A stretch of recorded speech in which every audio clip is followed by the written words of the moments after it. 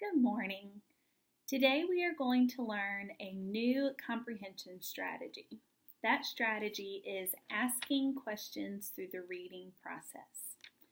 Now, when we ask questions while we're reading, we can focus our reading, we can check to see if we understand what we are reading, and sometimes it helps give our reading a purpose. So today we are going to be reading The Rainbow Fish, and while I'm reading, I'm going to stop and I'm going to ask a question in my head. And so I'm going to model that for you, and then you can create questions in your head to make sure that you understand what you are reading. Now, sometimes our questions will have an answer, and sometimes they may not have an answer, but it's still important to ask those questions.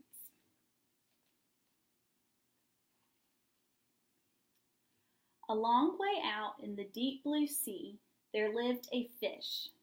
Not just an ordinary fish, but the most beautiful fish in the entire ocean.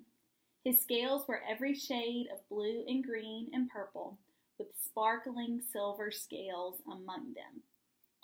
Now I'm going to stop, and I'm going to create a question in my head. And I'm going to think, have I ever seen a fish that looks like this? Have you ever seen a fish that looks like this? No? Me either. The other fish were amazed at his beauty. They called him Rainbow Fish. "Come on, Rainbow Fish," they would call. "Come and play with us." But the Rainbow Fish would just glide past, proud and silent, letting his scales shimmer. Now I'm going to stop and ask, why do you think Rainbow Fish didn't say anything when they would talk to him?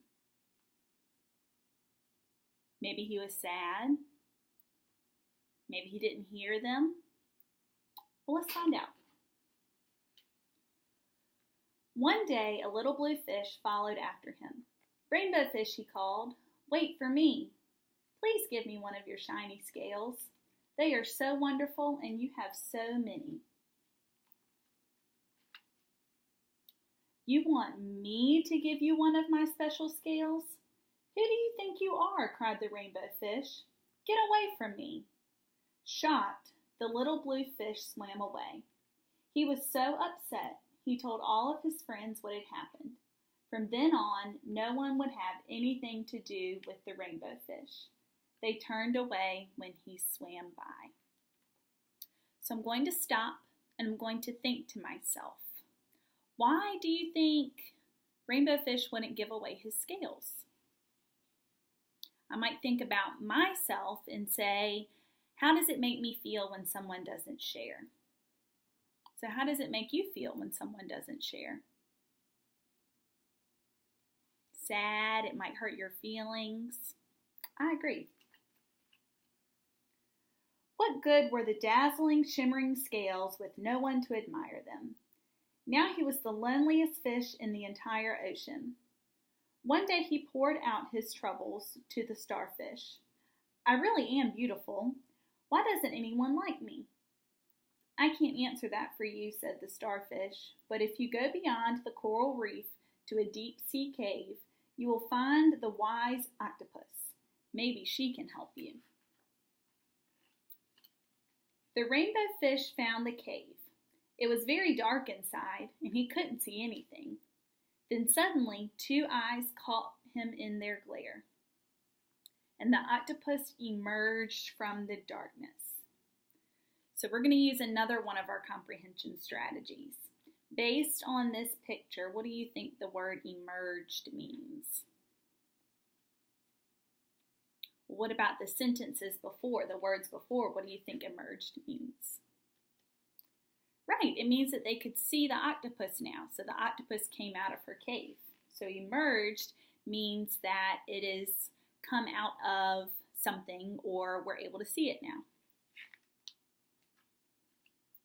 "I have been waiting for you," said the octopus with a deep voice. "The waves had told me your story. This is my advice. Give a glittering scale to each of the other fish. You will no longer be the most beautiful fish in the sea, but you will discover how to be happy." "I can't," the Rainbow Fish started to say, but the octopus had already disappeared into a dark cloud of ink. Give away my scales, my beautiful shining scales? Never. How could I ever be happy without them? Suddenly he felt the light touch of a fin. The little blue fish was back. Rainbow Fish, please don't be angry. I just want one little scale. The Rainbow Fish wavered. Only one very small shimmery scale, he thought. Well, maybe I wouldn't miss just one. Carefully, the Rainbow Fish pulled out the smallest scale and gave it to the little fish. Thank you very much, the little fish said, as he tucked the shiny scale in among his blue ones. A rather peculiar feeling came over the Rainbow Fish. For a long time, he watched the little blue fish swim back and forth with his new scale glittering in the water. The little blue fish whizzed throughout the ocean with his scale flashing, so it didn't take long before Rainbow Fish was surrounded by the other fish. Everyone wanted a glittering scale. The Rainbow Fish shared his scales left and right, and the more he gave away, the more delighted he became. When the water around him filled with glimmering scales, he at last felt at home among the other fish. Finally, the Rainbow Fish had only one shining scale left. His most prized possessions had been given away, yet he was very happy. Come on, Rainbow Fish, they called. Come and play with us.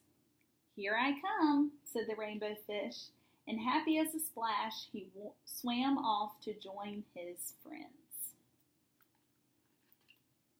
The end.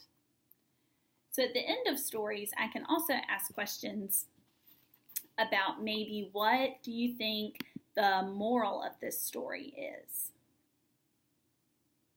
What lesson can we learn from this story?